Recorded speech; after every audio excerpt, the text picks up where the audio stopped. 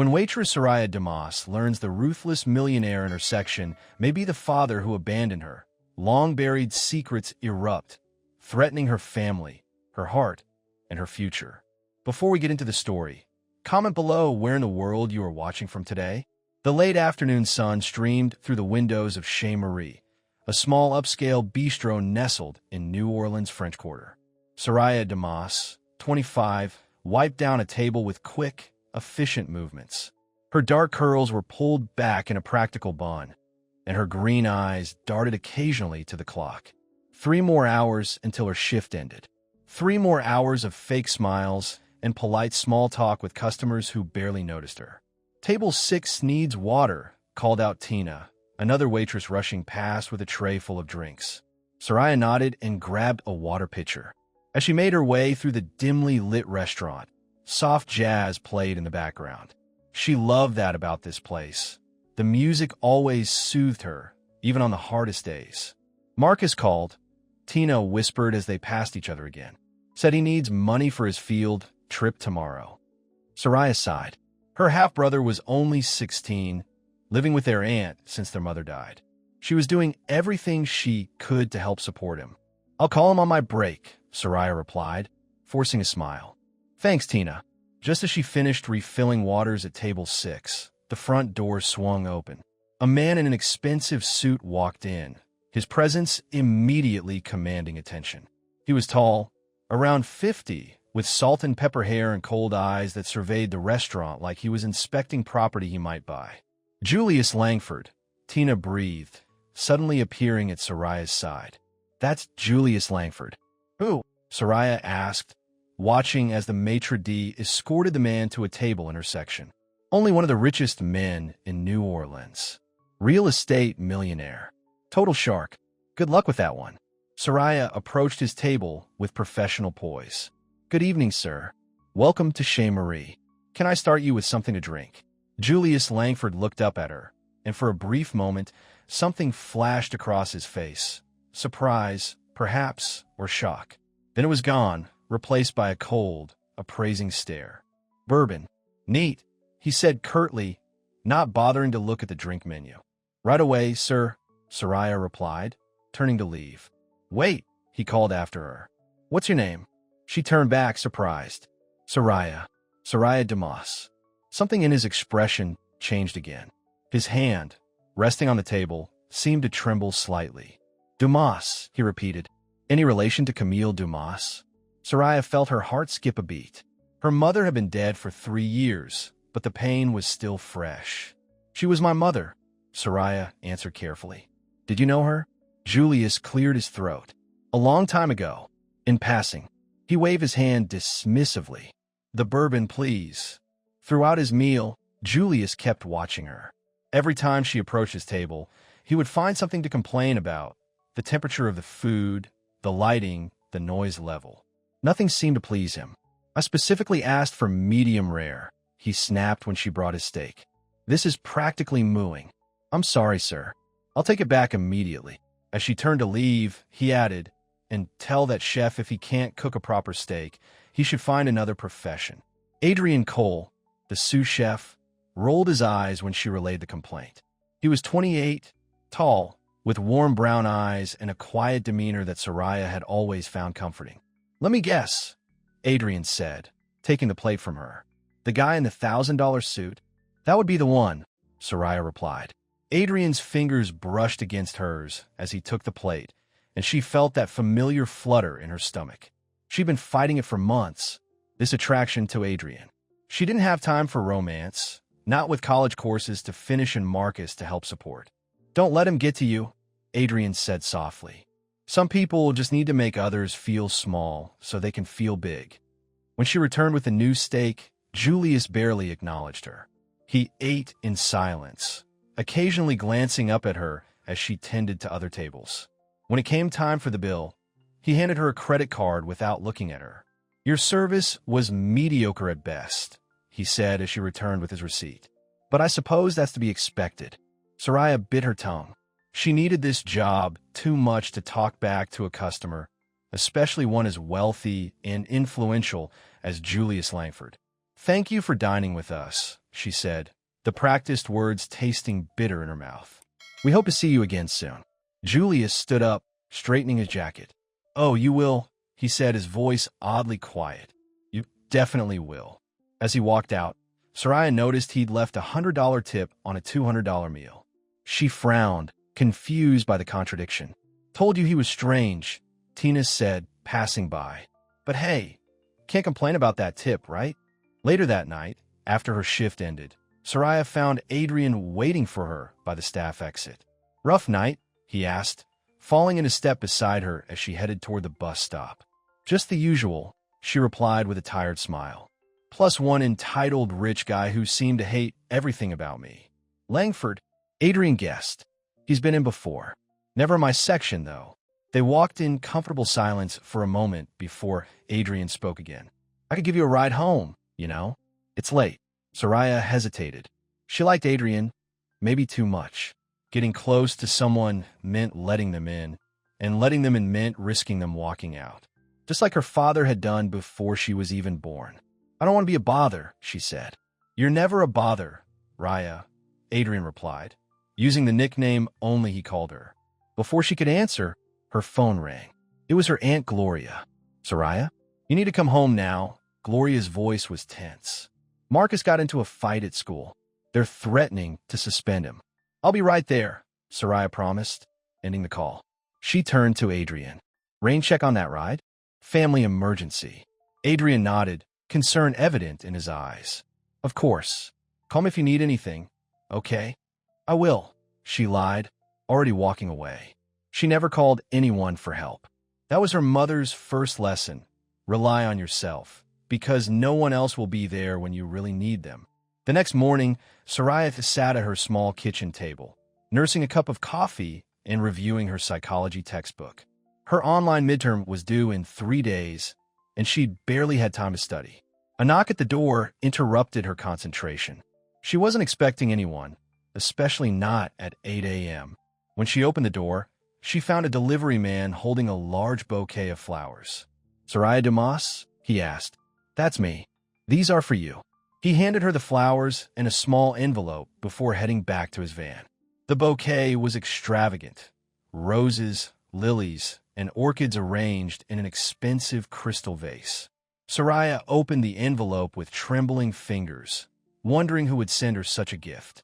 The card inside read simply, "Your mother loved lilies. Hotele, Julius Langford." How did he know where she lived?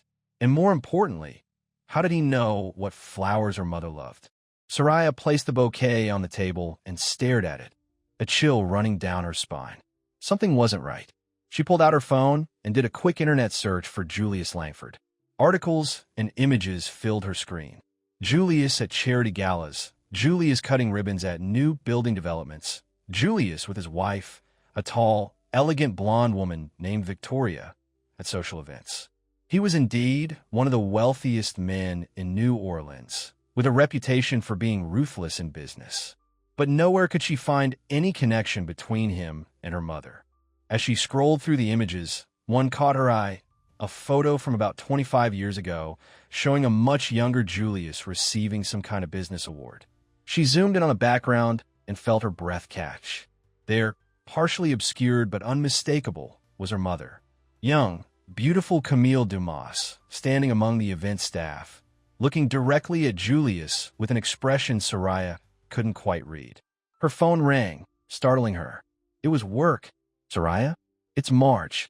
I know it's your day off, but Tina called in sick. Any chance you could come in for the dinner shift?" Soraya glanced at her textbook, then at the flowers. She needed the money, especially with Marcus's troubles at school. "I'll be there," she said, closing her laptop with a sigh. When she arrived at the restaurant that evening, the first person she saw was Julius Langford, sitting at the same table as the night before. "He specifically asked to be seated in your section," Marge told her with a raised eyebrow. "Must have liked your service more than he let on." Soraya approached his table cautiously. "Good evening, Mr. Langford. I received your flowers." Julius looked up at her, his expression unreadable. "Did you like them?" "How did you know my mother loved lilies?" she asked, ignoring his question. A hint of sadness crossed his face. As I said, I knew her. A long time ago. You were more than passing acquaintances, Soraya pressed. I saw a photo. She was at an awards ceremony you attended. Julius glanced around the restaurant. This isn't the place for this conversation. Then why are you here? Soraya demanded, keeping her voice low. He sighed, suddenly looking older, more vulnerable. Because I needed to see you again. To make sure. Make sure of what? Before he could answer, Adrian appeared at her side. Everything okay here, Raya? He asked, his eyes fixed suspiciously on Julius. Julius straightened, his cold demeanor returning instantly. Everything's fine. I was just about to order. Soraya felt caught between them. Adrian's protective presence on one side, Julius's mysterious intensity on the other. I'll have the same as yesterday, Julius said dismissively. And try to get it right this time. Adrian's jaw tightened, but he walked away without comment. Soraya turned to follow him, but Julius caught her wrist. Wait, he said, his voice softer. I'd like to talk to you. After your shift. Soraya pulled her arm free. I don't think that's a good idea. Please, he said, and the words sounded strange coming from him, as if he rarely used it. It's important. Something in his eyes, a desperation, a hunger, made her pause. Fine, she said finally. There's a coffee shop across the street. It closes at midnight. Julius nodded, satisfaction evident in his slight smile. I'll be there. Throughout her shift, Soraya felt on edge. Adrian kept watching her with concern, and Julius kept watching her with that same intense stare. By the time 11 o'clock rolled around, her nerves were frayed. You sure you're okay? Adrian asked as they worked side by side, plating desserts in the kitchen. You seem distracted. I'm fine, she insisted. Just tired. Adrian's hand covered hers briefly. You know you could talk to me, right? About anything. The warmth in his eyes made her want to lean into him, to rest her head on his shoulder and tell him everything. About her struggles with Marcus, her worries about money, and now this strange situation with Julius Langford. But she pulled back. I know. Thanks. At 11:45, Soraya clocked out. Adrian offered her a ride again, but she declined, telling him she had an errand to run. She could feel his eyes on her as she walked across the street to the coffee shop. Julius was already there, sitting at a corner table with 2 cups of coffee waiting. He stood when she entered, gesturing to the chair across from him. Thank you for coming, he said as she sat down. You said it was important, she replied, not touching the coffee. So talk. Julius took a deep breath. How much did Camille tell you about your father? Soraya stiffened. Not much, just that he was wealthy, white, and wanted nothing to do with a black baby. Her voice was bitter. He abandoned us before I was born. Julius winced slightly. That's not entirely accurate. What would you know about it? Soraya demanded. He met her eyes directly. Because I'm your father, Soraya. The words hung in the air between them. Soraya felt as if all the oxygen had been sucked from the room. That's not funny, she finally managed to say. It's not meant to be, Julius replied quietly. I had an affair with your mother 26 years ago. It lasted only a few weeks. When she told me she was pregnant, he paused, looking down at his hands. My family pressured me to break it off, to deny everything. And you listened, Soraya said, her voice flat. Julius nodded, unable to meet her eyes. I was a coward. I paid her to keep quiet and walked away. Soraya stood up so quickly her chair nearly toppled over. I don't believe you. My mother would have told me. Would she? Julius asked. Camille was proud, and she was protecting you. From what? For knowing my father was a selfish coward. Soraya's voice rose, drawing glances from the few remaining customers. From knowing your father was the kind of man who would choose money and status over his own child, Julius replied, his voice breaking slightly. She was right to keep it from you. Soraya shook her head, tears threatening. Why now? Why after all these years? My mother is dead. It's too late. Julius reached into his jacket pocket and pulled out an old, folded photograph. He placed it on the table between them. I saw your name tag yesterday, he said. Soraya Dumas. I knew immediately. You have her smile, but you have my eyes. Soraya looked down at the photograph. It showed a young Julius with his arm around her mother. They were laughing, looking at each other with unmistakable affection. Camille was wearing a simple sundress, her belly just starting to show the beginnings of pregnancy. "I've made many mistakes in my life," Julius continued. "Leaving you and your mother was the worst. I've thought about you every day for 25 years. Soraya picked up the photograph with trembling hands. "This doesn't change anything," she said, though her voice lacked conviction. "You can't just walk into my life now and expect, what? Forgiveness? A relationship? I don't expect anything," Julius said. "I just wanted you to know the truth, and to tell you that if you ever need anything, I don't need anything from you."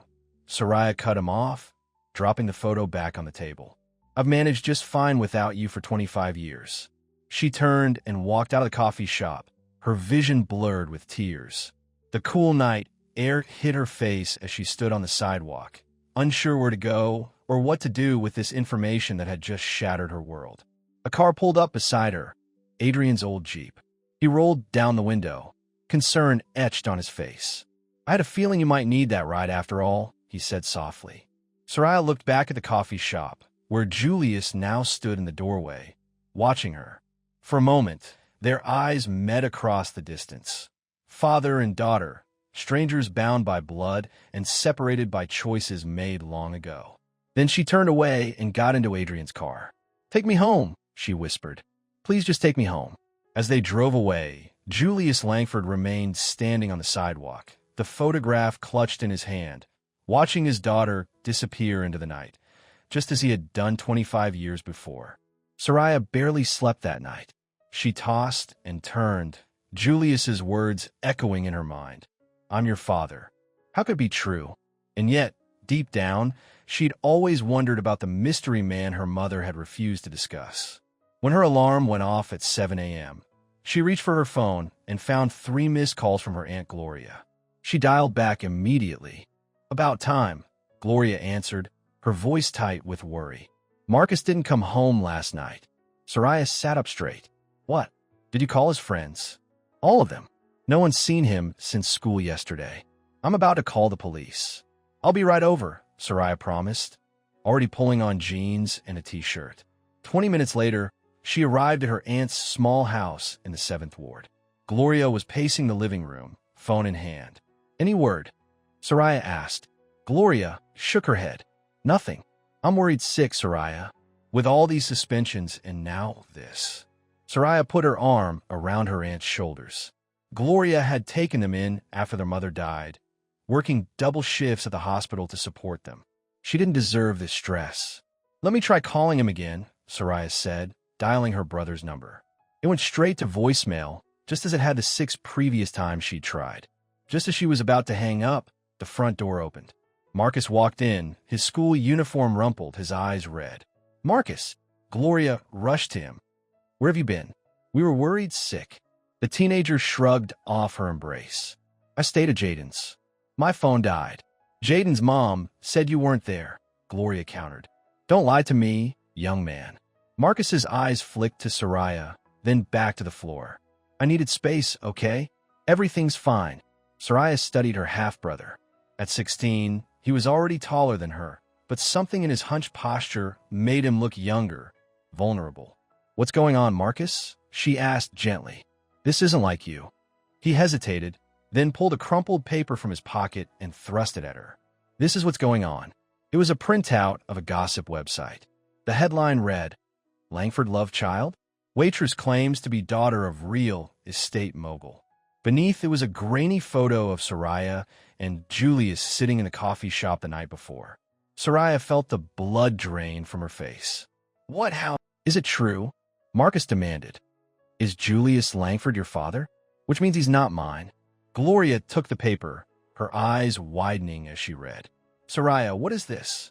Soraya sank onto the couch, her legs suddenly unable to support her. "I just found out myself. Last night, he came to the restaurant and you didn't think to tell us?" Marcus's voice cracked with hurt. "I was trying to process it myself," Soraya replied. "I don't even know if it's true." Gloria sat beside her, placing a hand on her knee. "Your mother never told me who your father was. She said it was better that we didn't know." "Better for who?" Soraya asked bitterly. The kids at school saw it, Marcus said, sitting heavily in the armchair across from them. They were passing around, laughing, saying my sister's a gold digger going after one of the richest men in the city. That's not what happened, Soraya protested. Then what did happen? Gloria asked. Soraya took a deep breath and told them everything about Julius coming to the restaurant, the flowers, the photograph, and his confession in the coffee shop. When she finished, the three of them sat in stunned silence. So it's true, Marcus finally said. He's really your father. Biologically, maybe, Soraya replied. But he was never a father to me. He didn't raise me. Mom did. And after she died, we had each other. She reached for Marcus's hand. You're my brother, no matter what. Marcus pulled his hand away. Half-brother. Marcus, Gloria warned. No, it's fine, he said, standing up. I get it now. That's why you've always worked so hard to take care of me. Guilt. Because your rich daddy abandoned you, and you didn't want to do the same to me. That's not true, Soraya said, hurt by his words. Whatever. Marcus headed for the door. I'm going to be late for school. After he left, Gloria turned to Soraya. Give him time. It's a lot to process. Soraya nodded, fighting back tears. I should go too. I have a class to teach this afternoon. As she stood to leave, Gloria caught her arm. Soraya, be careful. The Langfords are powerful people. If Julius is acknowledging you now, after all these years, there must be a reason. What do you mean? Gloria's expression was grave. People like that don't do anything without a motive. Your mother understood that. It's why she kept you away from him. Soraya thought about the photograph, about the look of genuine regret in Julius's eyes. Maybe he just wants to make amends. Maybe, Gloria said, sounding unconvinced. Just watch your back. When Soraya arrived at the bistro for her evening shift, she could feel eyes on her the moment she walked through the door. Conversations hushed, then resumed in whispers. Marge, the manager, called her into the office immediately. Close the door, Marge said, her usual friendly demeanor replaced by a businesslike formality. Soraya complied, her stomach knotting with dread. I assume you've seen this. Marge slid a tablet across the desk, displaying the same gossip article Marcus had shown her. Soraya nodded. It's complicated, Marge. I don't care about complicated. I care about this restaurant. Marge leaned forward. We've had 6 cancellations today. People are saying you're using your position here to extort money from Julius Langford. That's ridiculous. I didn't even know he was my father until last night. Regardless, your presence is becoming a distraction. Marge's voice softened slightly. Look, I like you, Soraya. You're a good worker, but I need to think about the business. Soraya felt a wave of panic. Are you firing me? No, Marge said, but I'm moving you to lunch shifts only, at least until this blows over. Fewer high-profile customers, less chance of incidents. Relief mingled with humiliation. The lunch shift meant fewer tips, fewer hours, and a significant cut to her already tight budget. But it was better than losing her job entirely. Thank you, Soraya said stiffly. I understand. Good. You can take tonight off. Paid, Marge added, clearly trying to soften the blow. Come back tomorrow at 10 a.m. Soraya nodded and left the office, fighting to maintain her composure as she walked through the restaurant. She felt the stares, heard the whispers, and kept her head high until she reached the back door. Once outside in the alley behind the bistro, she leaned against the brick wall and let the tears come. Everything was falling apart. Her relationship with Marcus, her job, her sense of who she was. Raya. She looked up to find Adrian standing a few feet away, concern etched on his face. He was in his chef's whites, clearly on a break. Hey, she said, quickly wiping her eyes. I was just leaving. I heard what happened, he said, moving closer. Marge shouldn't have done that. It's not fair. It's business, Soraya replied, trying to sound matter-of-fact. I get it. Adrian shook his head. It's cowardice. She's afraid of the Langfords. Aren't we all? Soraya gave a bitter laugh. Not me, Adrian said firmly. And you shouldn't be either. You didn't do anything wrong. The kindness in his voice threatened to unleash a fresh wave of tears. Soraya looked away. I should go. Adrian hesitated, then said, Let me make you dinner. After my shift. Nothing fancy, just, you shouldn't be alone right now. Soraya wanted to refuse. She was used to handling her problems on her own, but the thought of going back to her empty apartment, with nothing but her confused thoughts for company, was suddenly unbearable. Okay, she said softly. That would be nice. Adrian smiled, relief evident in his eyes. Great. I'll pick you up around 11. She nodded, and he gently squeezed her shoulder before heading back inside. The simple touch lingered, a warmth against the chill she'd been feeling since Julius's revelation. As she walked to the bus stop, her phone rang. Unknown number. Hello, she answered cautiously. Soraya? It's Julius. She almost hung up. How did you get my number? That's not important, he said, his voice tense. Have you seen the article? Yes.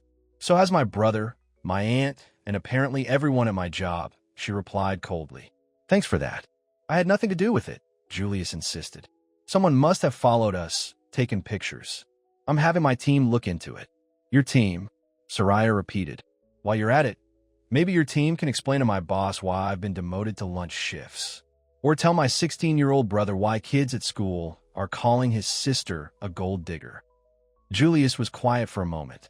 I'm sorry. This isn't what I wanted. What did you want, Julius? Why come looking for me now, after 25 years? He sighed heavily. Can we meet? I'll explain everything. I don't think that's a good idea. Not with people taking pictures and making up stories. Please, Julius said, and again she was struck by how strange that word sounded coming from him. I could send a car for you. We'll meet somewhere private. Soraya thought about Gloria's warning, about the photograph, about the look in Julius's eyes when he first saw her. Fine, she said finally, but not tonight. I have plans.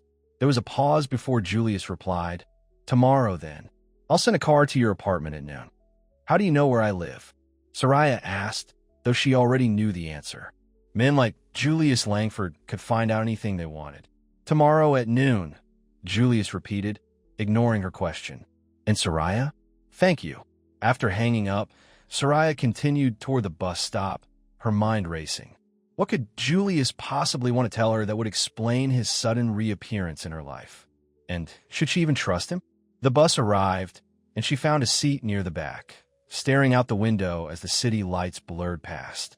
Everything she thought she knew about herself, about her life, was changing. The certainty she'd built her identity around, her mother's strength, her father's abandonment, were being called into question. By the time she reached her apartment, she was exhausted. She took a shower, changed into comfortable clothes, and tried to study for her psychology exam, but the words swam before her eyes. At exactly 11, there was a knock at her door. Adrian stood there, holding a grocery bag in one hand and a bottle of wine in the other. Hope you like pasta, he said with a smile. For the next hour, Soraya sat at her small kitchen counter, watching Adrian move confidently around her kitchen. He chopped garlic and herbs, boiled pasta, and sautéed shrimp in a fragrant butter sauce, all while keeping up a steady stream of light conversation that carefully avoided any mention of Julius Langford. It was the first time since the previous night that Soraya felt herself relax. There was something soothing about Adrian's presence, about the way he filled her tiny apartment with delicious smells and gentle laughter. This is amazing, she said, taking her first bite of the pasta he set before her. Simple food is often the best, Adrian replied, sitting across from her with his own plate. My grandmother taught me that. They ate in comfortable silence for a few minutes before Adrian spoke again. You know, whatever happens with all this, you're still you, Raya. Finding out who your father is doesn't change who you are. Soraya put down her fork. Doesn't it? I've spent my whole life thinking he didn't want me, that he was just some nameless rich guy who paid my mother to go away. But now, she shook her head. Now I don't know what to think. What do you want? Adrian asked. From him, I mean. It was a question Soraya hadn't allowed herself to consider. I don't know, she admitted. Part of me wants nothing to do with him, but another part wants answers. Adrian finished for her. That's natural. I'm meeting him tomorrow, Soraya said, watching Adrian's face for his reaction. He's sending a car. Adrian's expression remained carefully neutral. Do you want me to come with you? The offer touched her deeply. No, but thank you. This is something I need to do alone. After dinner, they moved to her small sofa, the wine making Soraya feel warm and slightly less guarded. Adrian sat close enough that she could feel the heat of his body, but not so close that she felt crowded. "Tell me about your brother," Adrian said. "You mentioned he was having trouble at school." Soraya sighed. "Marcus is struggling. My mom died when he was 13. His dad was never in the picture. And now, finding out about Julius." She shook her head. "He feels betrayed, I think. Like he's losing his place in the family. And you? How are you feeling?" The simple question, asked with such genuine concern, broke something open inside her.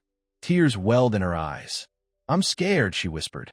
"Everything's changing so fast, and I don't know what's coming next." Adrian gently took her hand. "You don't have to face it alone, you know." Soraya looked at their intertwined fingers, then up into Adrian's warm brown eyes. For a moment, the world seemed to still. She leaned forward slightly, and so did he, their faces drawing closer until their lips were just inches apart. Her phone rang, shattering the moment. Soraya pulled back, reaching for it on the coffee table. Marcus's name flashed on the screen. "I should take this," she said, her heart still racing from what had almost happened. Adrian nodded, moving back to give her space. "Marcus," Soraya answered. "Is everything okay?" Her brother's voice was tight with anger. "No, everything is not okay. There's a woman here at Aunt Gloria's. Says she's Julius Langford's wife. She's making a scene, Soraya. You need to come." Soraya stood up, panic rising. "I'll be right there."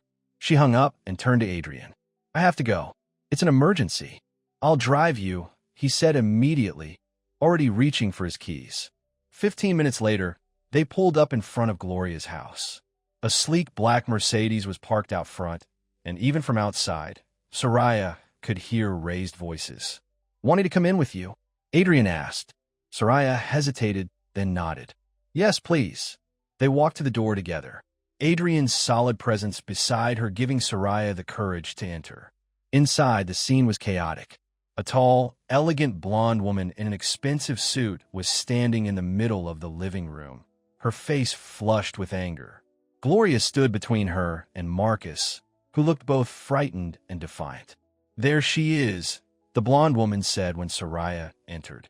"The little waitress who thinks she can get her hands on my husband's money." "Victoria," Soraya said, recognizing Julius's wife from the photos she'd seen online. "So you know who I am. Good." Victoria's voice was cold. "Then you also know that Julius and I have been married for 20 years. That we have a son who is the sole heir to the Langford fortune." Soraya glanced at Marcus, seeing the hurt in his eyes. "I'm not interested in Julius's money, Mrs. Langford." Victoria laughed, a brittle sound. "Of course you are.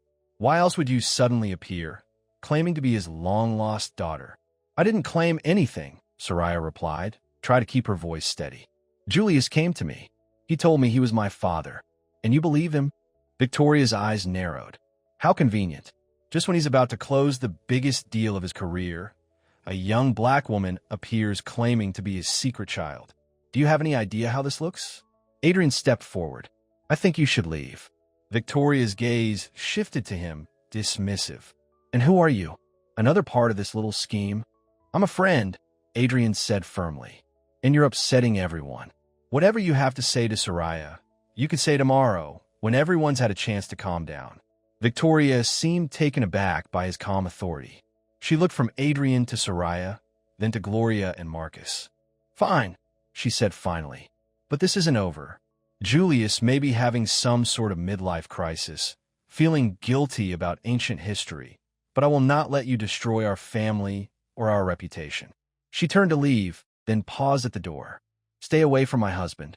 After she left, the room remained silent for a long moment. "Well," Gloria said finally, "that was quite the performance." Marcus slumped onto the couch.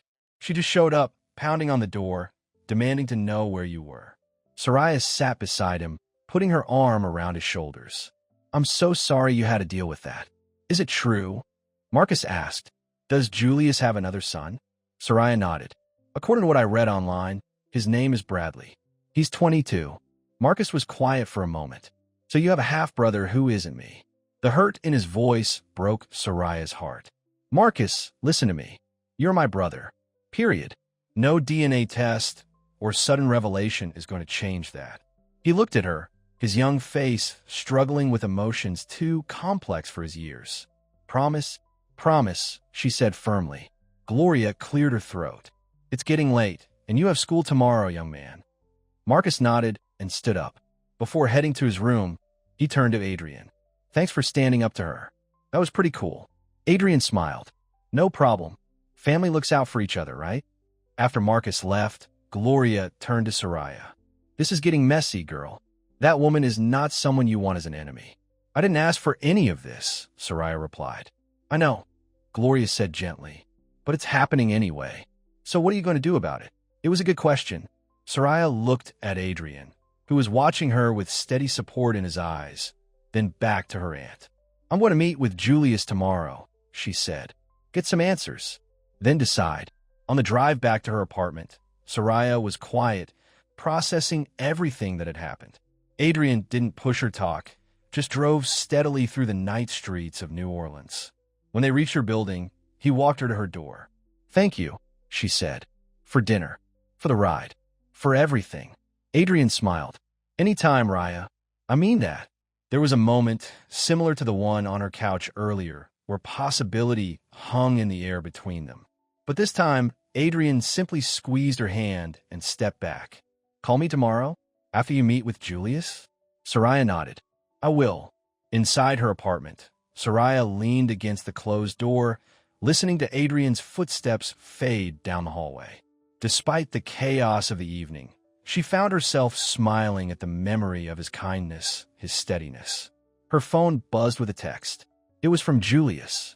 I heard about Victoria's visit. I'm sorry. See you tomorrow. There's much to explain. Soraya didn't reply.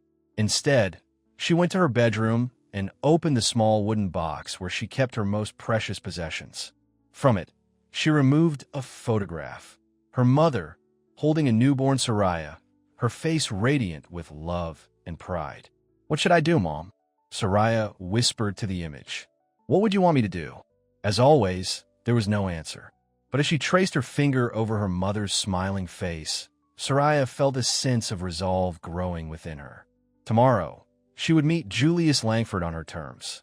She would hear what he had to say, and then she would decide what kind of relationship, if any, she wanted with the father who had missed the first 25 years of her life.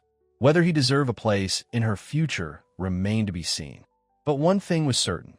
No matter what Julius or Victoria Langford might do, Soraya would not let them define who she was or who she would become.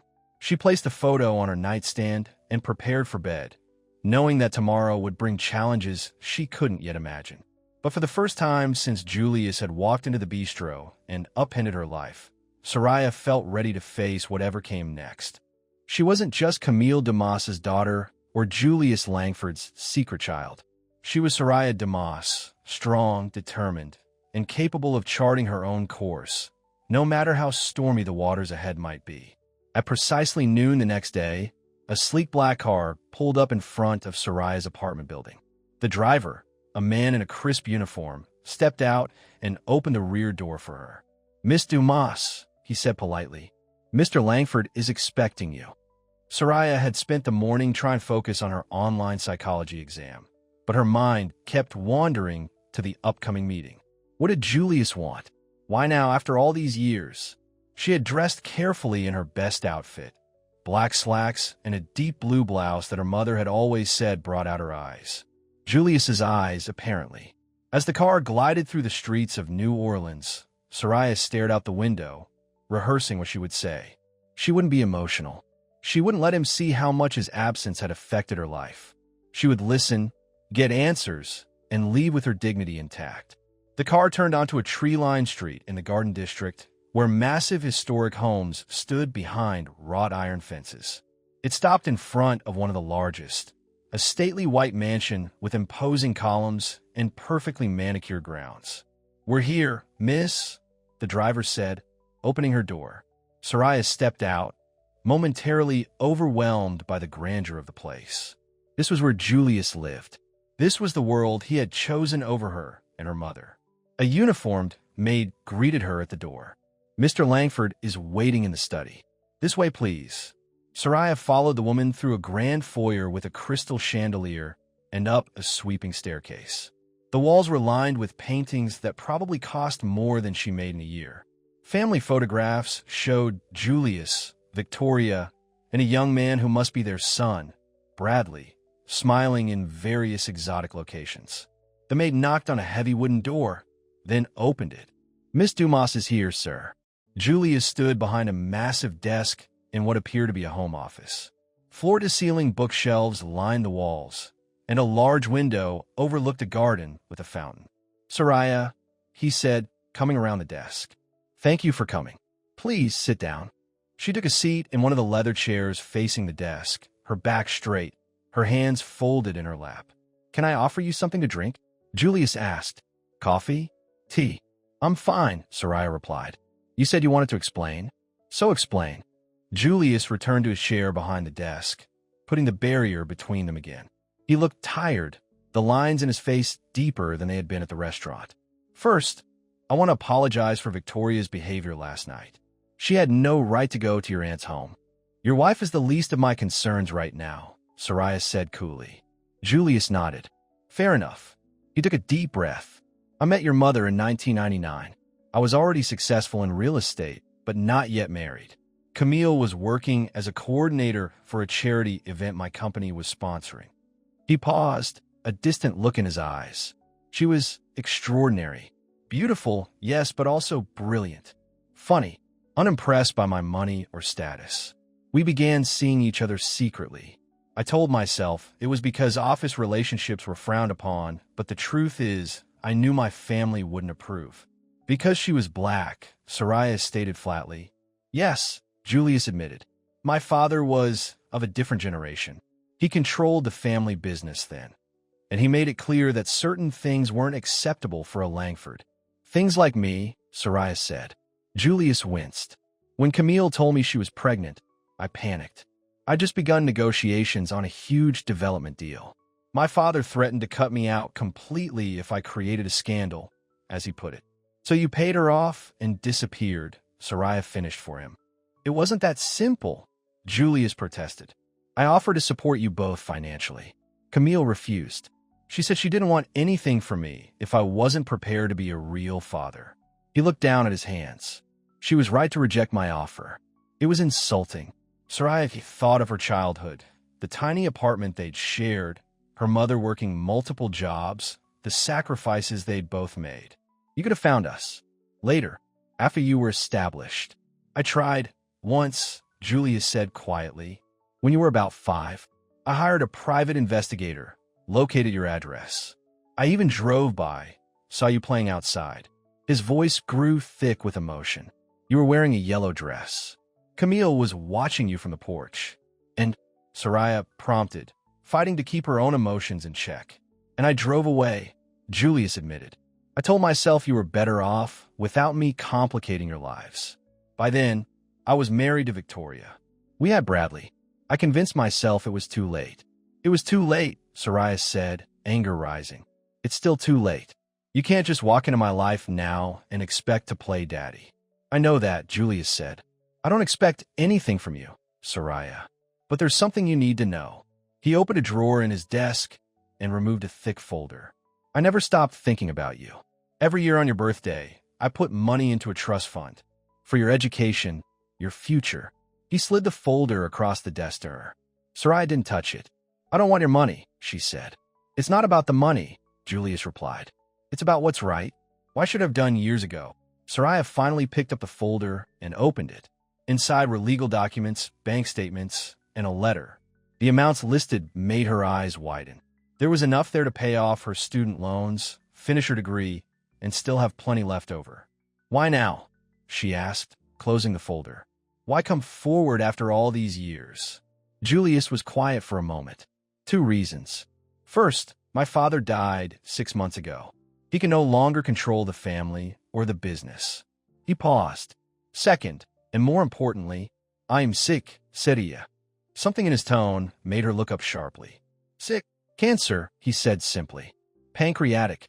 The doctors are doing what they can, but the prognosis isn't good. 6 months, maybe a year. Soraya felt as if the air had been knocked from her lungs.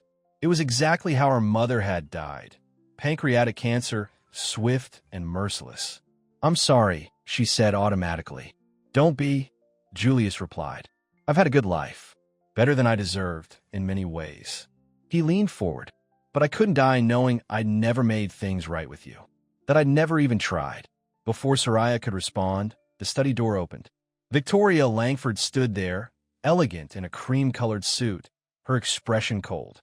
"I thought I heard voices," she said, her gaze moving from Julius to Soraya. "I didn't realize we had company." "Victoria," Julius said, his voice taking on a weary tone. "This isn't a good time. It never is when it comes to discussing this situation." Victoria entered the room fully, closing the door behind her. "I see you've given her the papers." Soraya stood up, uncomfortable being seated while Victoria loomed over her. "I was just leaving. With your payout?" Victoria asked, gesturing to the folder in Soraya's hand. "How convenient for you." "Victoria, enough," Julius said sharply. "We've discussed this." "We have," Victoria agreed. "And I told you I would not stand by while you rewrite our family history. Bradley is your son, your only child." Soraya looked between them, the tension in the room palpable. "I should go." "Yes, you should," Victoria said. "Take the money if you must. God knows Julius insists on giving it to you. But understand this. You will never be a Langford. You will never be part of this family." "I don't want to be part of your family," Soraya replied, surprised by how true the words felt. "I already have a family." Victoria seemed taken aback by Soraya's lack of interest in the Langford name. "Then what do you want?" It was a question Soraya had been asking herself since Julius first revealed himself as her father. Looking at him now, this successful, powerful man who was also somehow broken, she finally knew the answer. "The truth," she said simply. "That's all I ever wanted." Julius stood up, coming around the desk. "Soraya, regardless of what Victoria says, you are my daughter. Nothing can change that. And if you'll allow it, I'd like to know you better in whatever time I have left."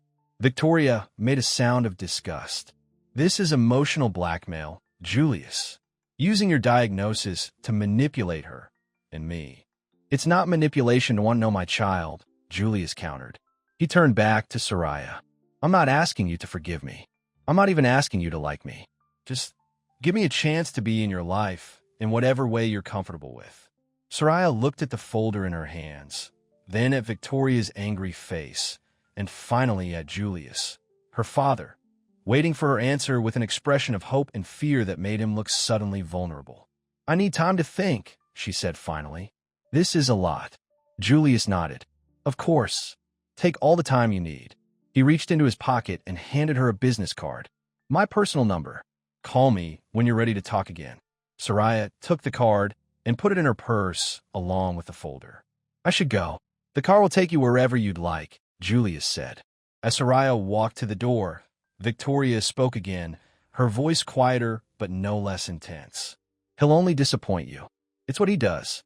Soraya paused, her hand on the doorknob. "Maybe, but that's my risk to take, isn't it?" She left without looking back, feeling strangely lighter despite the complexities of the situation. In the car, she asked the driver to take her to the bistro. She wasn't scheduled to work until the next day, but she needed to talk to someone who would understand. She needed Adrian. When Soraya arrived at Chez Marie, the lunch rush was in full swing. She slipped in through the back entrance. Nodding to the dishwashers and prep cooks, she passed on her way to the main kitchen. Adrian was there, expertly plating dishes and calling out orders. He looked up when she entered, surprise and pleasure lighting his face. "Raya, I didn't expect to see you today. Can we talk?" she asked. "When you have a minute?" He glanced at the clock. "Give me 20 minutes to get through this rush, then I'll take a break." Soraya nodded and found a quiet corner in the staff room to wait. She opened the folder Julius had given her and began reading through the documents more carefully. The trust fund had been established when she was just 1 year old.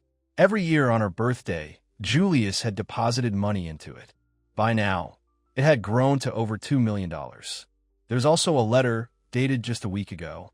"Dear Soraya," it began, If you're reading this, then I've finally found the courage to tell you who I am. I know no amount of money can make up for my absence in your life. I don't expect forgiveness, nor do I deserve it. But I hope this fun will help you achieve your dreams, whatever they may be.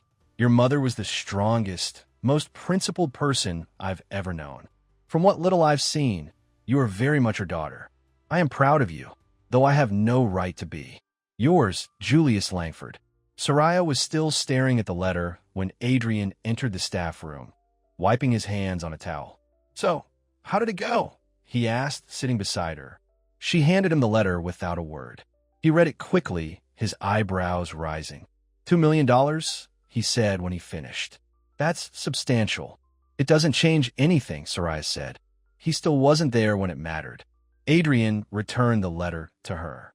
"No, it doesn't change the past, but it does suggest he's been thinking about you all these years." Soraya sighed, leaning back in her chair. "He says he's dying. Pancreatic cancer." "Oh," Adrian said softly. "I'm sorry, Raya." "Why should I care?" she asked, more to herself than to Adrian.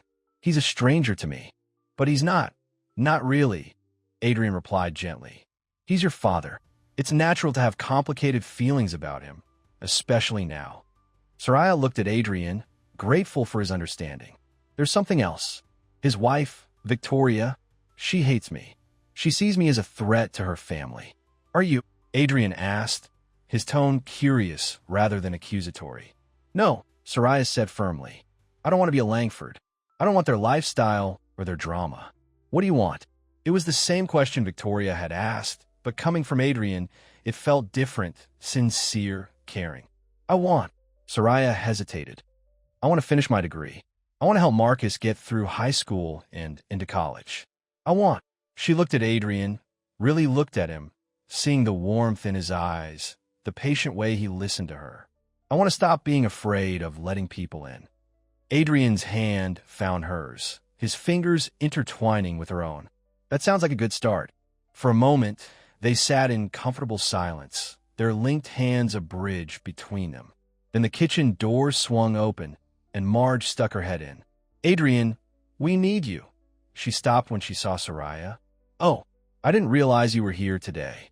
"Just visiting," Soraya said, pulling her hand from Adrian's. Marge looked uncomfortable. "While you're here, can I talk to you for a minute?" "In my office." Soraya nodded, exchanging a glance with Adrian before following Marge to the small office near the front of the restaurant. "I've been getting calls," Marge said once they were alone, "from reporters asking about you and Julius Langford." Soraya's heart sank. "I'm sorry about that." "It's not your fault," Marge said, surprising Soraya. "But it is a problem for the restaurant. And for you, I imagine." "I understand if you need to let me go," Soraya said, resigned. "Actually, that's not what I was going to say." Marge sighed. "I got a call from Julius Langford himself this morning. He explained the situation. Said he'd be grateful if we could accommodate you during this difficult time."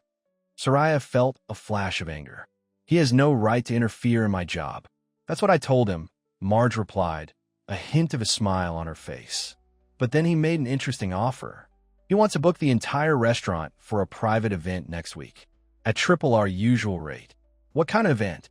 "He didn't specify, just said he wanted our best staff working, including you." Marge leaned forward.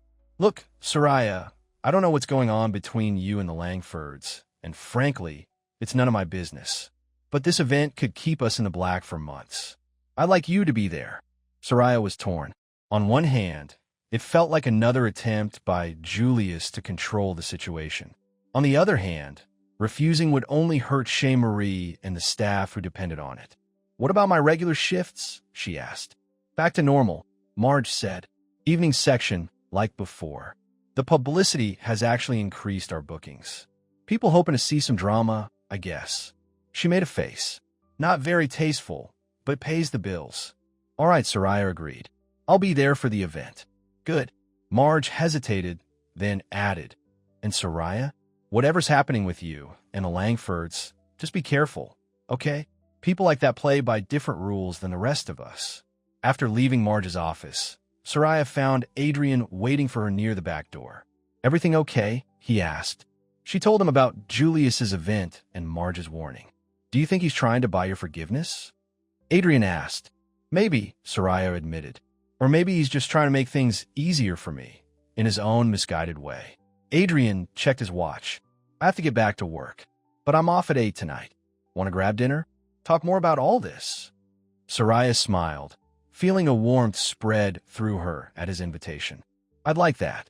As she left the bistro, her phone rang. It was Marcus. Hey, she answered. Everything okay? Not really, he said, his voice tight. Some guy from a newspaper came to school today, asking questions about you and Julius Langford. The principal sent him away, but it's all over school now. Soraya closed her eyes, leaning against the wall of the building. I'm so sorry, Marcus. It's not your fault, he said, surprising her. Actually, it's kind of made me popular. Everyone wants to know if my sister is really a Langford heiress. Despite everything, Soraya laughed. Well, I'm definitely not that. I know, Marcus said, but it's better than being known as the kid who got suspended 3 times. There was a pause before he added. So, is it true? Is he really dying? How did you know about that? Soraya asked, alarmed. It's online. Some business website talking about succession plans for Langford Enterprises. They mentioned his health issues. Soraya sighed. Nothing was private anymore. Yes, it's true. But Marcus, this doesn't change anything for us. You're still my brother. We're still family. I know, he said quietly. But Soraya, maybe you should give him a chance. Before it's too late. His words echoed in her mind as she ended the call and headed home. Give Julius a chance. Before it's too late. It was what Julius himself had asked for. But could she really open herself up to a relationship with him, knowing he would soon be gone, just like her mother? That evening, Soraya met Adrian at a small Cajun restaurant in the Marigny neighborhood. Away from the bistro, he seemed more relaxed, his smile easier, his laughter more frequent. They talked about everything except Julius Langford, their childhoods, their dreams, their favorite books and movies. So why cooking? Soraya asked as they shared a bread pudding for dessert. How did you end up as a chef? Adrian's eyes lit up. My grandmother. She was from Haiti, came to New Orleans as a young woman. She had this tiny kitchen in her apartment, but the magic she created there. He shook his head, smiling at the memory. She taught me that food isn't just sustenance. It's love, history, culture, all wrapped up in flavors and textures. She sounds amazing, Soraya said, touched by the affection in his voice. She raised me after my parents died in a car accident when I was 10. He took a sip of his coffee. That's why I understood a little bit when you talked about taking care of Marcus after your mom passed. That responsibility, it changes you. Soraya nodded, feeling a deeper connection forming between them. It does. Sometimes I wonder who I'd be if I hadn't had to grow up so fast. Someone less strong, Adrian said, his eyes holding hers. Less compassionate. Less you. The way he looked at her made Soraya's breath catch. There was admiration there, and something more, a tenderness that both thrilled and frightened her. After dinner, Adrian walked her home, their hands occasionally brushing against each other in a way that seemed both accidental and deliberate. At her door, they stood facing each other, neither wanting the evening to end. I had a really nice time, Soraya said softly. Me too, Adrian replied. He reached up, gently tucking a strand of hair behind her ear. Raya, her phone rang, shattering the moment. It was Julius's number. I should take this, she said apologetically. Adrian nodded, stepping back. Of course. I'll see you at work tomorrow. Definitely, Soraya promised. After he left, she answered the call. Hello. Soraya? It's Julius. I hope I'm not calling too late. It's fine, she said, unlocking her door and stepping into her apartment. What is it? There was a pause before Julius spoke again. I wanted to apologize for Victoria's behavior today, and to make sure you got home safely. I did. Thank you. Another pause. Have you had a chance to look at the documents I gave you? Yes, Soraya said, sitting on her couch. It's very generous. It's yours, regardless of what you decide about us. Julius cleared his throat. I also wanted to tell you about the event at Chez Marie next week. It's a birthday dinner. Whose birthday? Soraya asked, though she had a feeling she already knew. Yours, Julius replied. I know it's not for another 2 weeks, but I thought I'd like to do something special for you, if you'll allow it." Soraya was speechless. Her birthday had always been a quiet affair. Dinner with her mother, and after her death, maybe a small cake with Marcus and Aunt Gloria. "You don't have to decide now," Julius added quickly. "Just think about it. It would mean a lot to me." After hanging up, Soraya sat in the dim light of her apartment, turning her phone over in her hands. The trust fund, the job intervention, now a birthday party. Julius was trying so hard to make up for lost time they would never get back. Her mother had died quickly after her diagnosis, just 6 months from discovery to the end. If Julius had the same timeline, these could be his last months, his last chances to know his daughter. With sudden resolve, Soraya pulled out the card Julius had given her and dialed his number. "Soraya," he answered immediately. "Is everything all right?" "Yes," she said. "I've been thinking about what you said, about giving you a chance." And Soraya took a deep breath. "I'll come to the birthday dinner. And I'd like to meet your son, my half-brother, if that's possible." There was a long pause before Julius replied, his voice thick with emotion. "I'd like that very much." "Thank you, Soraya." After they said goodbye, Soraya called Adrian. It was late, but he answered on the second ring. "Raya, is everything okay?" "I think so," she said, surprised to find she meant it. "I just made a decision. I'm going to give Julius a chance. Get to know him a little before." She couldn't finish the sentence. "I think that's brave," Adrian said softly. "And kind. Will you come with me? To this birthday dinner he's planning? I could use a friend there." "Of course," Adrian replied without hesitation. "Wherever you need me, I'm there." As Soraya prepared for bed that night, she felt a strange mix of emotions: fear and hope, sadness and anticipation. She was opening a door that had been closed her entire life, not knowing what waited on the other side. But whatever came next, she wouldn't face it alone. She had Marcus and Aunt Gloria. She had Adrian, whose steady presence gave her strength. And now, for however brief a time, she might have a father too. The thought brought both pain and a curious kind of peace. Some wounds might never fully heal, but perhaps they could begin to close, one conversation, one shared meal, one tentative step forward at a time. The week leading up to Julius's birthday dinner was a whirlwind for Soraya. Between her classes, her shifts at the bistro, and her regular check-ins with Marcus, she barely had time to process the enormous changes happening in her life. On Wednesday, she received a package at her apartment, a beautiful navy blue dress with a note from Julius. "I hope this isn't too presumptuous. I thought you might like something special for Friday. If it's not to your taste, please don't feel obligated to wear it." The dress was exactly her size and style. Elegant, but not flashy, the kind of thing she would have chosen for herself if she could have afforded it. She wondered if Julius had hired someone to research her preferences, or if it was just a lucky guess.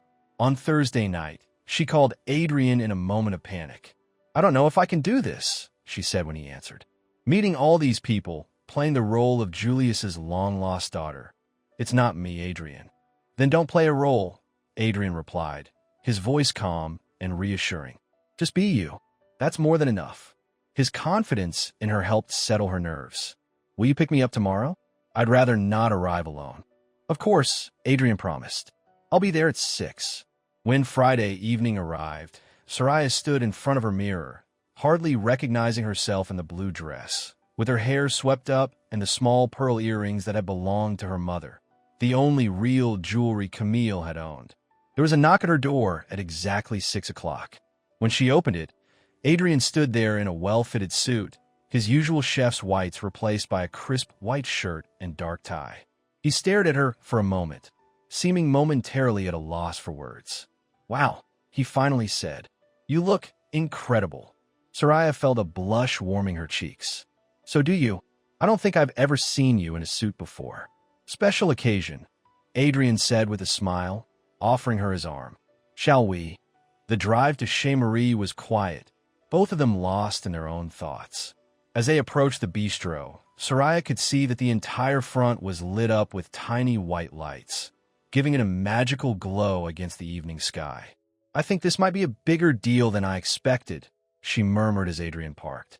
He reached over and squeezed her hand. "Remember, I'll be right beside you the whole time. If it gets to be too much, just say the word and we'll leave." The simple promise steadied her. Together, they walked to the entrance of the bistro, where a small sign announced, "Private Event, Langford Party." Inside, the restaurant had been transformed.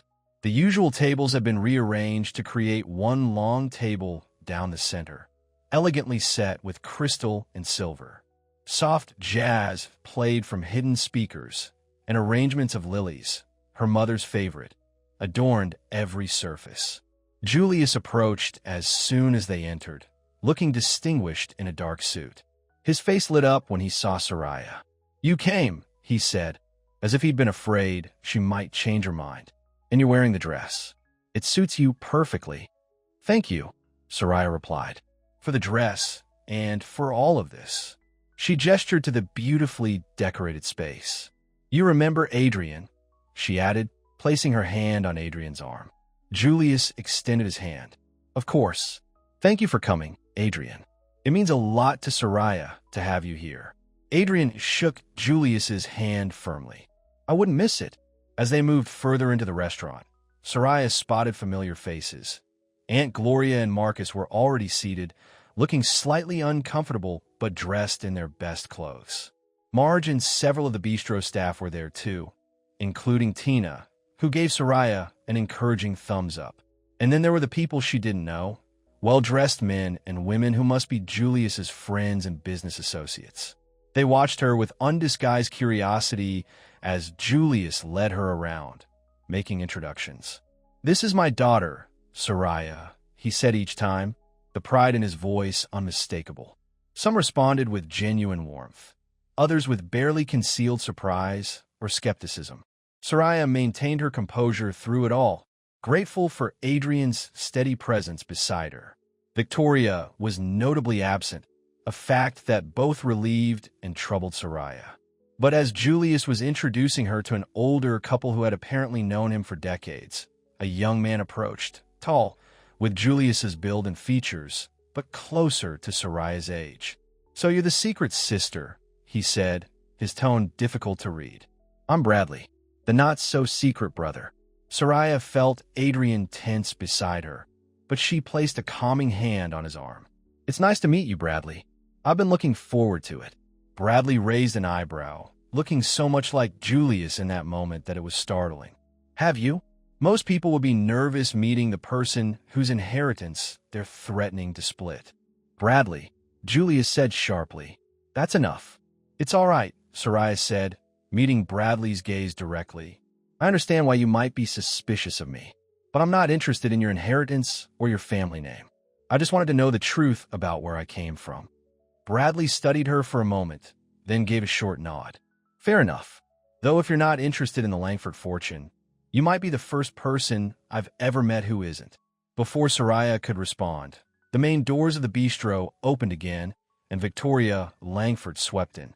She was impeccably dressed in a sleek black dress, her blonde hair perfectly styled, her expression carefully neutral as she surveyed the room. A hush fell over the gathering as she made her way directly to Julius, who looked both surprised and wary. "Victoria," he said, "I didn't think you were coming." "I reconsidered," she replied, her voice carrying in the quiet room. "It seemed important to you." She turned to Soraya, her gaze cool but not overtly hostile. "Happy birthday, Soraya. The dress is lovely." "Thank you," Soraya replied, surprised by the civil greeting. An awkward silence followed, broken when Adrian smoothly suggested they find their seats as dinner was about to be served.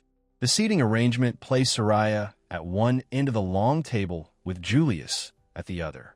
Adrian was on her right, with Marcus and Aunt Gloria across from them. Bradley was seated near his father, with Victoria beside him. As the first course was served, Soraya caught Adrian's eye. "Thank you," she whispered, "for being here." He smiled, the warmth in his eyes making her heart flutter. "Always," he whispered back. The dinner progressed with the excellent food that Chez Marie was known for. Between courses, Julius stood and clinked his glass for attention. "I want to thank you all for coming tonight," he began, "especially those of you who were understandably surprised by the invitation. He smiled at Gloria and Marcus. "This is a special evening for me, because it's the first time I've been able to publicly acknowledge my daughter, Soraya." He looked down the table at her, his expression earnest.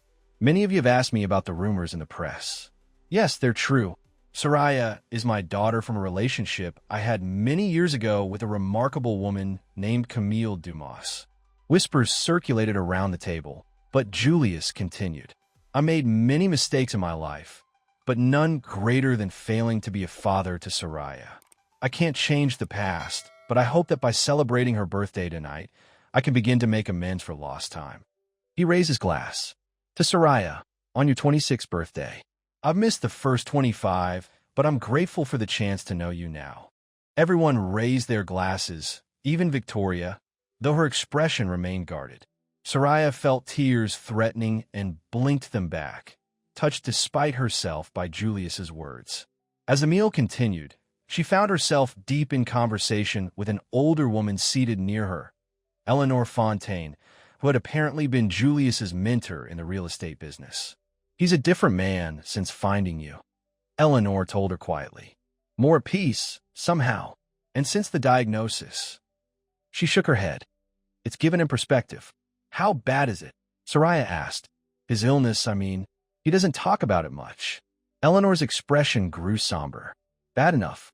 The treatments are taking a toll, but he's fighting. Having you in his life has given him something to fight for." The conversation was interrupted when Bradley appeared beside their table, a glass of whiskey in his hand. "Mind if I join you for a minute?" he asked Soraya. She nodded, and he took the empty seat beside her as Eleanor tactfully excused herself. "So," Bradley said, studying her over the rim of his glass. "Half-siblings. Weird, right?" "A little," Soraya admitted. "I've only ever had Marcus." Bradley glanced at Marcus, who was chatting animatedly with Adrian about basketball. "He seems like a good kid." "He is," Soraya said, a hint of pride in her voice. "He's had a rough time since our mom died, but he's finding his way." Bradley was quiet for a moment. "I'm sorry about your mom. Dad told me she was special to him." "She was special, period," Soraya replied. "The strongest person I've ever known." "Must be where you get it from," Bradley said, surprising her. "Most people would have made a scene, finding out what you did. Gone to the press themselves. But you didn't. That's not who I am," Soraya said simply. Bradley nodded, as if confirming something to himself. "I believe you." He hesitated, then added, "For what it's worth, I'm glad he found you." "Dad, I mean, he's been happier these past few weeks, despite everything." Before Soraya could respond, a commotion near the kitchen doors caught their attention. Adrian was there, speaking urgently with one of the servers. Then he hurried to Julius, leaning down to whisper something in his ear. Julius stood immediately, his face grave. "If you'll excuse me," he said to the table at large. "There's a matter that requires my attention." He followed Adrian toward the kitchen, moving with the urgency that belied his illness. Victoria watched them go, her expression suspicious. "What's going on?" Bradley wondered aloud. Soraya shook her head. "I don't know, but I should check." She stood and made her way to the kitchen, Bradley following close behind. They found Julius and Adrian in the small office off the kitchen. Julius was on the phone, his face pale with tension. Adrian stood nearby, his expression grim. "What's happening?" Soraya asked. Adrian turned to her. One of the servers overheard two men talking outside. They're reporters planning to come in and confront Julius and Victoria about you. "Tabloid vultures," Bradley muttered. Julius hung up the phone. "My security team is on their way, but they won't be here for at least 15 minutes. "We should leave," Victoria said from the doorway, having followed them. "Now, before this turns into a circus, and give them exactly what they want," Bradley countered. "A dramatic exit they can splash all over tomorrow's papers." "Then what do you suggest?" Victoria snapped. Everyone began talking at once, their voices rising with tension. Soraya looked between them, seeing the stress on Julius's face, the protective anger in Bradley's, the fear beneath Victoria's cold exterior. "Stop," she said, her voice cutting through the noise. "This is ridiculous. They're just reporters looking for a story. Let me talk to them." "Absolutely not," Julius and Victoria said in unison. Why not? Soraya asked. What are they going to ask that I can't answer? Yes, Julius is my biological father. Yes, he was absent from my life until recently. Yes, we're trying to build some kind of relationship now. It's not a scandal. It's just life. Adrian moved to stand beside her. She's right. The more you try to hide it, the more interesting the story becomes. Julius looked at Soraya with a mixture of concern and admiration. You shouldn't have to deal with this. But I do, Soraya replied. We all do. She took a deep breath. It's my birthday dinner, and I'd like to enjoy the rest of it without hiding in the kitchen. So let's go back out there, and if reporters show up, we'll handle it together. There was a moment of silence as her words sank in. Then Bradley chuckled. Definitely got Mom's strength, he said to Julius. Julius nodded, a small smile breaking through his worry. Indeed, Victoria studied Soraya with new eyes. You're either very brave or very naive, she said finally. But I suppose we're about to find out which. They returned to the dining room just as dessert was being served. A beautiful chocolate cake with Happy Birthday, Soraya, written in elegant script across the top. The other guests, unaware of the drama unfolding, broke into applause as Soraya took her seat. Julius raised his glass again. Before we enjoy this magnificent cake, I'd like to say one more thing. He looked directly at Soraya. I've spent my life building things, buildings, businesses, a reputation. But I missed building the most important thing of all, a relationship with my daughter. I can't change that, but I can tell you, Soraya, that I am prouder of you than of anything else I've ever done. And I am grateful for your generosity in giving me this second chance. His words touched something deep inside Soraya, a place she'd kept carefully guarded her whole life. Before she could respond, the front doors of the bistro opened, and two men with cameras stepped inside. Mr. Langford, one called out, care to comment on the rumors about your secret daughter? A tense silence fell over the room. Julius started to stand, but Soraya beat him to it. I'm Soraya Dumas, she said, her voice clear and steady. And yes, Julius Langford is my father. He's also throwing me a birthday party, which you're interrupting. The reporters looked taken aback by her directness. Ms. Dumas, are you seeking a portion of the Langford fortune? Is that why you come forward now? Before Soraya could answer, Victoria stood up. My husband has provided generously for his daughter, as he has for all his family. There is no dispute about inheritance, no scandal, and frankly, no story here. Just a family celebrating a birthday. The calm authority in her voice seemed to deflate the reporters somewhat. They glanced at each other, clearly having expected more drama. So you're accepting her as part of the family? One asked Victoria skeptically. Victoria hesitated only briefly. Soraya is Julius's daughter. That makes her family, whether I like it or not. She gave Soraya a small nod. And it turns out, I might not dislike it as much as I thought. It wasn't exactly a warm embrace, but coming from Victoria, it was remarkable. Soraya nodded back, a silent acknowledgement passing between them. Bradley stood next. Now that we've cleared that up, you're welcome to stay for cake if you put the cameras away. Otherwise, I'll have to ask you to leave. Politely, of course. The slight edge in his voice made it clear that politely was optional. The reporters, seeing their hopes for a sensational story evaporating, grudgingly retreated. As the door closed behind them, the tension in the room broke, and several people began to applaud. Julius looked at Soraya with a mixture of pride and amazement. You handled that perfectly. We all did, Soraya replied, glancing at Victoria and Bradley. As a family, the word hung in the air between them. Not quite comfortable yet, but no longer impossible either. As the cake was served and conversation resumed around the table, Adrian leaned close to Soraya. Are you okay? He asked quietly. She thought about it for a moment, then nodded. I think I am. Better than okay, actually. Good, Adrian said, his hand finding hers under the table. Because there's something I've been wanting to tell you, but it never seemed like the right time. Soraya looked into his warm brown eyes, her heart suddenly racing. What is it? I'm in love with you, Raya, Adrian said simply. I've been for months. I was just waiting for you to be ready to hear it. The world seemed to still around them. In that moment, There was only Adrian, his gentle smile, his steady presence, the way he had stood by her through everything without pushing or demanding. "I love you too," she whispered, the words coming easily, naturally. "I think I have for a long time." His smile widened, lighting up his entire face. Under the table, their fingers intertwined more firmly. Across the room, Julius watched them, a knowing look in his eyes. When Soraya caught him looking, he raised his glass to her in a silent toast. Later, as the party began to wind down, Julius approached Soraya and Adrian. "I hope you enjoyed your birthday dinner," he said, despite the unexpected guests. "I did," Soraya assured him. "Thank you. For everything."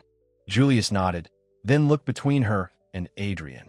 "I may be new to this father business, but I recognize that look." He smiled at Adrian. "You'll take good care of her?" "Always," Adrian promised, "though she's pretty good at taking care of herself." "Indeed she is," Julius agreed. "Soraya, there's something else I wanted to discuss with you. I've been thinking about what happens after, well, when I'm gone." Soraya started to protest, but Julius held up a hand. "It's a reality we need to face. And while I've made financial provisions for you, I realize there's something more important I can offer." "What's that?" Soraya asked. "A place on the board of my charitable foundation," Julius said. "The Langford Foundation funds scholarships for underprivileged students, among other causes. I'd like you to help direct those efforts. Use your voice to make a difference." Soraya was stunned. "Why me? I don't have any experience with that kind of thing." "Because you understand struggle in a way that Bradley and Victoria don't," Julius replied. "And because you have your mother's heart and sense of justice. The foundation could use that perspective." It was a gift more meaningful than money, a chance to help others, to turn her own difficult experiences into something positive. "I'd be honored," she said, her voice thick with emotion. Julius smiled, relief evident in his expression. "Good. We'll talk more about the details later." He glanced past her, his smile fading slightly. "I think Victoria wants to leave. The treatment yesterday took a lot out of me." Soraya nodded, suddenly noticing how tired he looked beneath the polished exterior. "Of course. Thank you again for tonight." Julius hesitated, then opened his arms slightly. "May I?" Soraya stepped forward, letting him embrace her for the first time. It was awkward at first, but then something settled between them. Not the comfortable familiarity of years together, but the beginning of something new, something possible. "Happy birthday, Soraya," Julius said softly as they parted. "I'm so glad I found you." As Julius and Victoria prepared to leave, Bradley approached Soraya one last time. "So, half-sister," he said, his tone lighter than before. "I guess we'll be seeing more of each other." "I guess we will," Soraya agreed. "Think you can handle that?" Bradley laughed. "I'm starting to think I might even enjoy it." He grew more serious. "He doesn't have much time, you know. The doctors say maybe 6 months, if the new treatment works." "I know," Soraya said quietly. "But 6 months is better than nothing." "Yeah," Bradley agreed. "It is." He offered his hand. "See you at the next family dinner?" Soraya shook his hand, feeling a tentative connection forming. "I'll be there." After the Langfords left, the party began to disperse. Soraya sought out Marcus and Aunt Gloria, who had been watching the evening's events with wide eyes. "Well," Gloria said, hugging her, "that was certainly the most interesting birthday party I've ever attended." Marcus grinned. "Did you see Bradley? He's like super cool. He said I could come check out his car collection sometime." Soraya smiled, pleased by her brother's excitement. "That's great, Marcus. Are you really going to be on that foundation thing?" Marcus asked, "Like helping decide who gets scholarships and stuff?" "I think so," Soraya replied. "Cool," Marcus said, "because, I might need one of those scholarships for college in a couple years." Soraya laughed, ruffling his hair. "Nice try, but I think you'd better focus on getting your grades up first."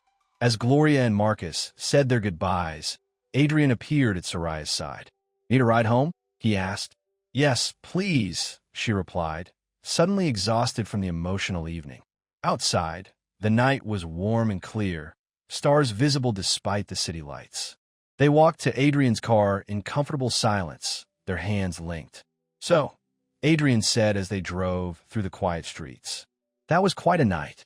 It was, Soraya agreed. I still can't believe Victoria actually defended me to those reporters. Adrian smiled. People can surprise you, sometimes in good ways. Like you, Soraya said softly. I never expected to find someone like you. What kind of someone is that? Adrian asked, glancing at her. Someone who stays, who doesn't run when things get complicated. She looked out at the passing lights of the city. Someone who sees me, really sees me. Adrian reached for her hand again. I see you, Raya, and I'm not going anywhere. When they reached her apartment, Adrian walked her to the door. This time, there were no interruptions, no phone calls, no hesitation. When he leaned down to kiss her, Soraya met him halfway, her arms wrapping around his neck as he encircled her waist. The kiss was everything she had imagined and more. Tender yet passionate, a promise and a beginning all at once. Stay, she whispered when they finally parted. Just to talk. I'm not ready for tonight to end. Adrian nodded, his eyes never leaving hers. Neither am I. Inside her apartment, they sat close together on the sofa, talking late into the night. About Julius and the foundation. About Adrian's dreams of opening his own restaurant someday. About the possibility of a future together. What will you do with the trust fund? Adrian asked at one point. Soraya had been thinking about that question since she first learned of the money. Pay off my student loans, first of all, she said, and finish my degree. After that, she hesitated. I've been thinking about what Julius said, about using my experiences to help others. Maybe I could start a program for kids who've lost parents. Give them a safe place, resources, support. Adrian smiled. I think that's a wonderful idea. You'd be amazing at that. And maybe, Soraya added hesitantly, if a certain chef I know ever wanted to open his own place, I might be interested in investing. Adrian laughed. Are you proposing a business partnership, Ms. Dumas? Among other kinds of partnerships, Soraya replied, leaning in to kiss him again. As dawn began to lighten the sky outside her window, Soraya realized something. For the first time in years, she was looking forward to the future without fear. Whatever happened with Julius, however much time they had left together, she had found something precious in the midst of all the chaos. Not just a father, or a half-brother, or even the beginnings of a relationship with Adrian. She had found herself, her strength, her capacity for forgiveness, her ability to open her heart despite the risk of loss. She wasn't just Camille's daughter or Julius's heir or Marcus's sister. She was Soraya Dumas, a woman who could face reporters and angry wives, who could stand at the head of a table and claim her place in the world. What are you thinking about? Adrian asked, noticing her distant expression. Soraya smiled, turning to face him as the first rays of sunlight streamed through the window. I'm thinking that my mother would be proud of all of this. She would, Adrian agreed. And so am I. He kissed her again, softly, as the new day began. A day that held no guarantees except the promise that whatever came next, they would face it together. In the months that followed, Julius's health declined faster than expected. But every Sunday, without fail, Soraya visited him. Sometimes they talked about Camille, about the past. Sometimes about the foundation and its work. Sometimes they just sat together in comfortable silence, making up for lost time in the only way they could. Bradley became a regular visitor to Soraya's apartment, often bringing Marcus along on adventures that Gloria pretended to disapprove of but secretly enjoyed. Even Victoria, in her own reserved way, began to accept Soraya's presence in their lives. And Adrian, steady, loving Adrian, was there through it all, holding Soraya's hand during the difficult days, celebrating with her during the good ones, and every night, reminding her that she was loved completely and unconditionally. When Julius finally passed away, peacefully in his sleep 7 months after Soraya's birthday dinner, she stood between Bradley and Adrian at the funeral, her grief real but tempered by gratitude for the time they'd had. He wasn't there for my beginning, she told Adrian later that night, echoing words she'd once imagined saying to Julius. But he was part of my middle, and that means something. It does, Adrian agreed, holding her close. And the rest of your story, our story, is still being written. As she drifted to sleep in his arms, Soraya thought about the strange, winding path that had led her here, from a fatherless child to a woman who had found family in the most unexpected places. The journey hadn't been easy, and the losses along the way had left their marks. But she wouldn't change it, not any of it. For it was at the table of truth, where secrets were revealed, where pain was acknowledged, where forgiveness was offered, that she had finally found her place. Not as a Dumas or a Langford, but simply as Soraya, a woman who had learned that the family we choose can be as powerful as the family we're born into. And that, perhaps, was the greatest inheritance Julius could have left her. Not money or status, but the chance to build something new from the broken pieces of the past. Something beautiful, something true.